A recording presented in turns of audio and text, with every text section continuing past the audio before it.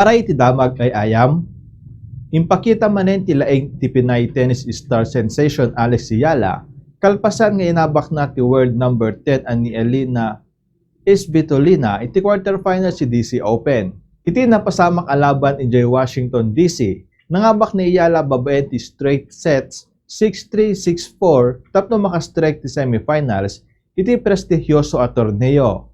Ito umuna aset na addaan ti puntos dagiti dua player sakbay ang naala ni Yala ti 4-2 nga abante ken na isara iti set.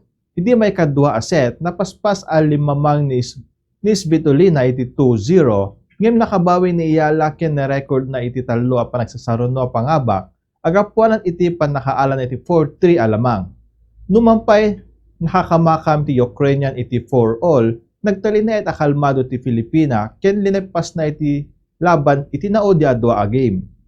Ti pangabak ket pamaniknik iti laing ni Yala kalpasan nga imunan nga inabak na ni Svitolina iti Berlin Open iti Hunyo.